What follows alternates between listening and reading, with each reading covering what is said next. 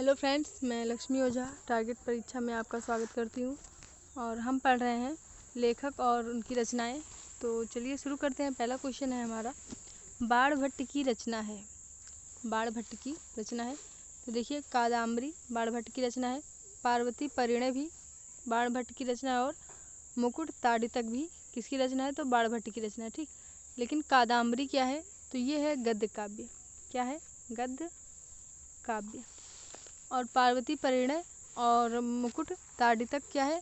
तो ये क्या है? नाट्य ग्रंथ है। ठीक, नाट्य ग्रंथ है।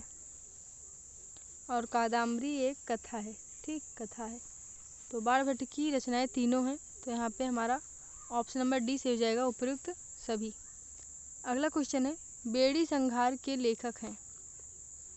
बेड़ी संघार के लेखक कौन है? तो भट्ट नारायण है बेड़ी संघार के लेखक। और इसमें 6 अंक हैं। कितने अंक हैं? तो 6 अंक हैं। और ये क्या है? नाट्य ग्रंथ है। और राजशेखर ने क्या लिखा है, अश्व घोष ने क्या लिखा है, जयदेव ने क्या लिखा है? तो चलिए देख लेते हैं। राजशेखर ने लिखा है कर्पूर मंजरी और बाल रामायण। ठीक, कर्पूर मंजरी।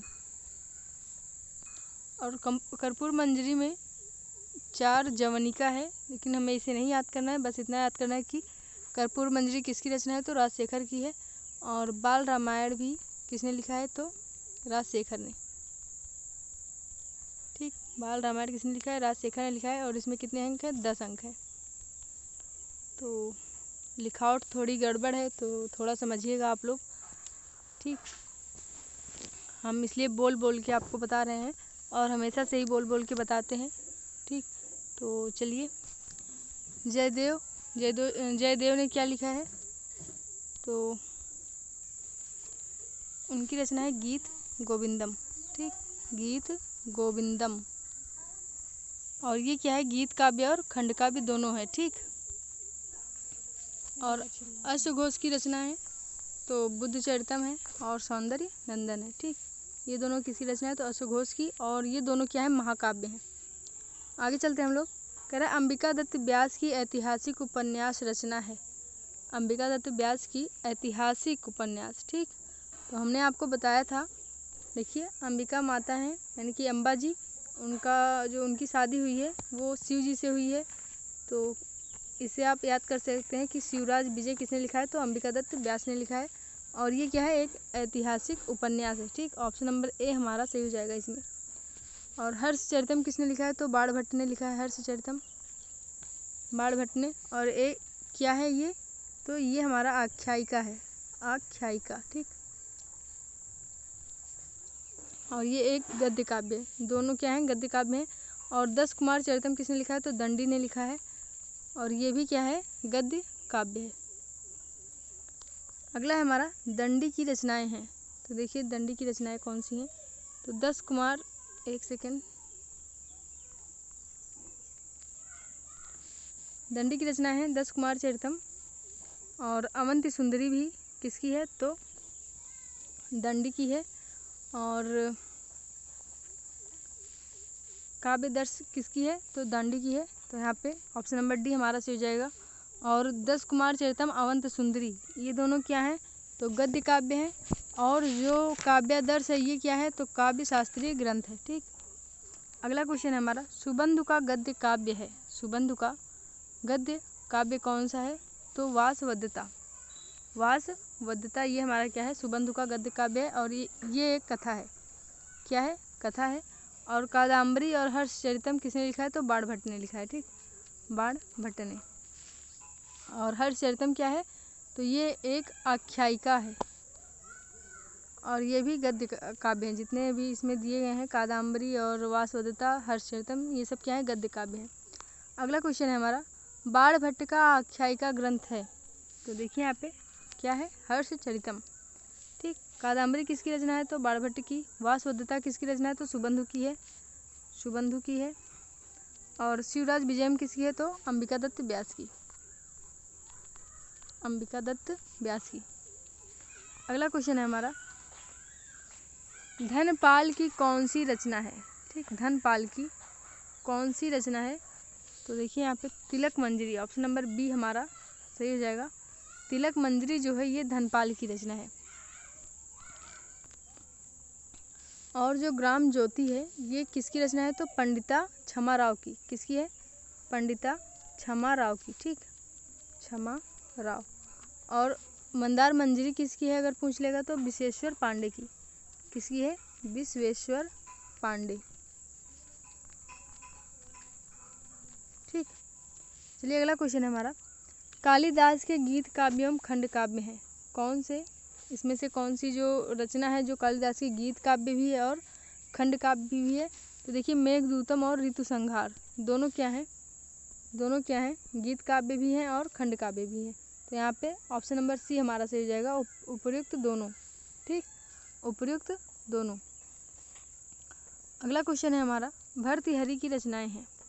तो भर्तृहरि की रचनाएं कौन कौन सी हैं, तो देखिए नीति शतकम, श्रृंगार शतकम, वैराग्य शतकम, ये तीनों किसकी रचना है, तो भर्तृहरि की। और यहाँ पे ऑप्शन नंबर डी हमारा सही हो जाएगा, ठीक। अगला क्वेश्चन है हमारा, और ये तीनों क्या है, तो गीत काव्य या खंड काव्य दोनों हैं, ठीक, गीत काव्य भी है और खंड काव्य भी है। अगला क्वेश्चन है, गाथा सप्तशती के लेखक हैं। गाथा सप्तशती के लेखक हैं तो कौन है, हाल, ऑप्शन नंबर बी हमारा सही हो जाएगा। और चौर पंचाशिका किसकी रचना है, तो बिल्हड़ की है। कौन, चौर पंचाशिका, ठीक, पंचाशिका ये बिल्हड़ की रचना है। और गोवर्धनाचार्य की कौन सी रचना है, तो उनकी है आर्या सप्तशती, आर्या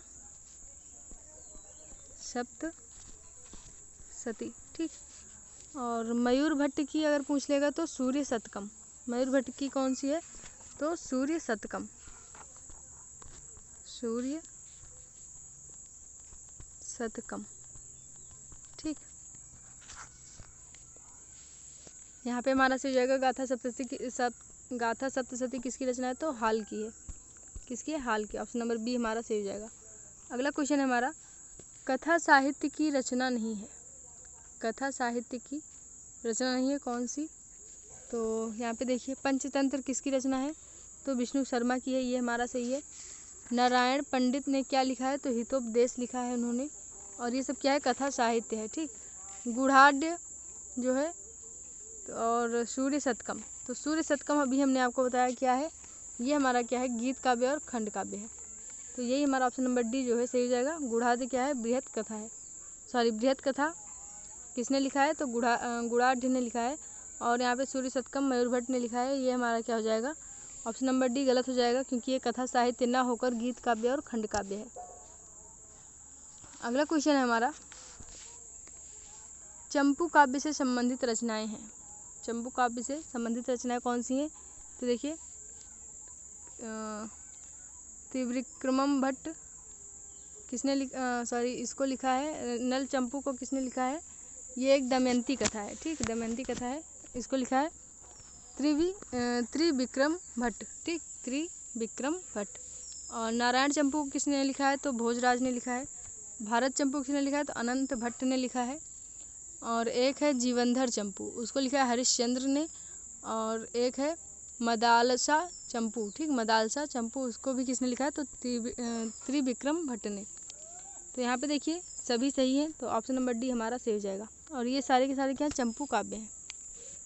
अगला क्वेश्चन है, निम्नलिखित में से दर्शन ग्रंथ नहीं है। कौन सा दर्शन ग्रंथ नहीं है, तो देखिए अष्टाध्यायी क्या है, यहाँ पे हमें दिखाई दे रहा है अष्टाध्यायी हमारा व्याकरण ग्रंथ है। तो यहाँ पे सीधे सीधे दिख रहा है, तो ऑप्शन नंबर ई हमारा क्या हो जाएगा, गलत हो जाएगा। क्या है अष्टाध्यायी, क्या है, तो व्याकरण ग्रंथ है, ठीक। और सांख्य सूत्र किसने लिखा है, तो कपिल मुनि ने लिखा है। सांख्य कारिका किसने लिखा है, तो ईश्वर कृष्ण ने लिखा है। ब्रह्म सूत्र वादरायण ने लिखा है। वेदांत सार सदानंद ने लिखा है। ये सारे के सारे क्या हैं, दर्शन शास्त्र हैं। और दर्शन शास्त्र में और भी हैं, जैसे मीमांसा सूत्र है, तो किसने लिखा है, उसको जैमिनी ने लिखा है। किसने लिखा है, जैमिनी ने। और सांख्य सूत्र अभी हमने बताया आपको कपिल मुनि ने लिखा है सांख्य सूत्र। और ब्रह्म सूत्र बादरायण ने लिखा है, योग सूत्र पतंजलि ने लिखा है। ठीक, योग सूत्र अगर पूछ लेगा तो किसने लिखा है? पतंजलि ने। और न्याय सूत्र भाष्य किसने लिखा है? तो वात्स्यायन ने लिखा है। और वेदांत सार सदानंद ने लिखा है। ठीक, तत्व चिंतामणि किसने लिखा है? तो गंगेश उपाध्याय। तो ये सारे क्या हैं? तत्व कौमुदी पूछ लेगा तो वाचस्पति मिश्र। तो ये सारे के सारे हैं दर्शन ग्रंथ। आगे चलते हैं हम। कह रहे हैं रचना और रचनाकार का अशुद्ध युग्म है। देखिए यहाँ पे थोड़ा सा साफ नहीं दिख रहा है, लेकिन समझिएगा आप। तो